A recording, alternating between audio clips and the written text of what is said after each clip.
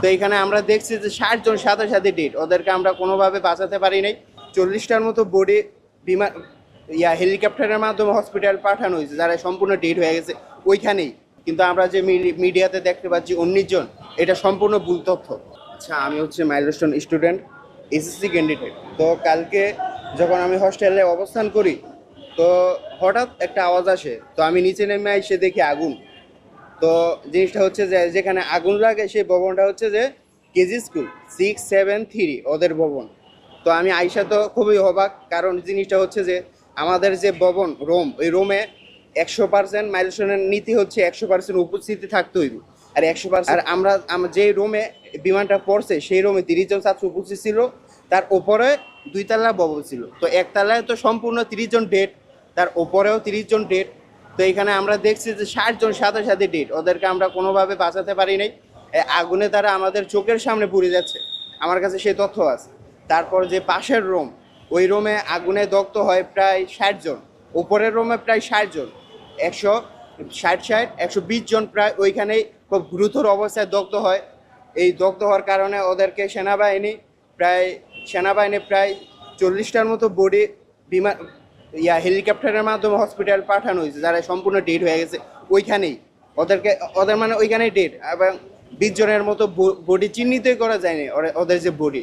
তার সাথে আমাদের এক মিস, মাহারিন মিস, উনিও মারা গেছে 20 জন স্টুডেন্টকে, পাশের রুমের 20 জন স্টুডেন্টকে বাঁচিয়ে। কিন্তু আমরা দেখতে পাচ্ছি যে মোট এই 2 রুমের মোট মারা গেছে প্রায় 60 জন, এটাই আমাদের তথ্য। কিন্তু আমরা যে মিডিয়াতে দেখতে পাচ্ছি 19 জন, এটা সম্পূর্ণ ভুল তথ্য। এই তথ্য আপনারা বিশ্বাস করবেন না। এই তথ্যের এই 60 জন যে মারা গেছে ডেড স্পট, এর তথ্য, এর বিচার আমরা সরকারের কাছে চাই। আজকে বলছে 27 জন। জি না, এটা সম্পূর্ণ মিথ্যা কথা। কতজন আহত? এর কারণ হচ্ছে, আমি বলি যে ওরা কেন 7 জন বলতে চাচ্ছে। একটা জিনিস যখন ঘটে, তার প্রথম দিন বা দ্বিতীয় দিন জিনিসটা পাবলিশ হয়, সম্পূর্ণ দেশে বিদেশে পাবলিশ হবে। কিন্তু এই জিনিসটা যখন 3 দিন 4 দিন পর কেউ মারা যাবে, অনেকের তথ্য জানবে না যে ওই মারা গেছে, যার কারণে সেনাবাহিনী বা সরকারের ওপর চাপ যাবে না, যার কারণে তারা এই তথ্যটা পাশ করতে চাচ্ছে না। কিন্তু সত্যি কথা হচ্ছে 60 জন ওইখানেই ডেড স্পট হয়েছে, এবং আজকে আর কালকে রাত মিলিয়ে প্রায় 20 জন এমনি মারা গেছে, মানে 80 জন। এটা সম্পূর্ণ কানা হয়ে আমরা বলতে পারি যে মারা গেছে। আচ্ছা, যে আপনি যে 60 জনের কথা বলছেন যে মারা গেছে, আপনি কিভাবে নিশ্চিত হতে পেরেছেন যে সেখানে 60 জনের মৃত ছিল? এটাই একটা প্রশ্ন। এর কারণ হচ্ছে যে আমাদের মাইলস্টোনের একটা নীতি হচ্ছে যে 100% উপস্থিতি থাকতে হইবে, এবং উপস্থিতি ছিল।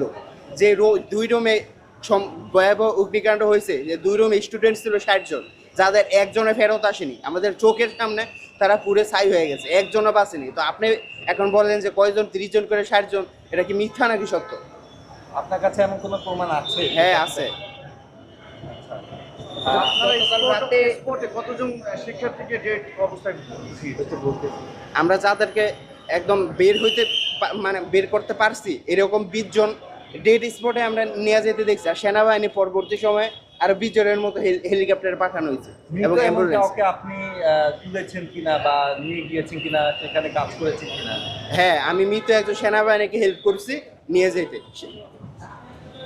গতকাল রাতে আমরা দেখেছি যে সেখানে শিক্ষার্থীরা প্রকাশ করছিল, এবং এটা অভিযোগ যে লাস্ট রুমের যে বিষয়টা, এই বিষয়ে। হ্যাঁ, আরেকটা বিষয় হচ্ছে যে আমরা যখন এই সঠিক তথ্য তুলে ধরতে চাইছি সময় টিভিতে, তো তখন আমাদেরকে সেনাবাহিনী লাঠিচার্জ করছে, আমাদের শিক্ষকদের ওপর তারা হামলা চালিয়েছে। এই জিনিসটা আমরা বিচার চাই, তারা কেন এই জিনিসটা করলে। এর কারণ অবশ্যই হচ্ছে তারা দামাচাপা দিতে চায়, অত কেন আমাদের শিক্ষকদের ওপর তারা হামলা করবে। আপনার নামটা জি, আমার নাম হচ্ছে হাসিব, আমি মাইলস্টোনের এসএসসি ক্যান্ডিডেট।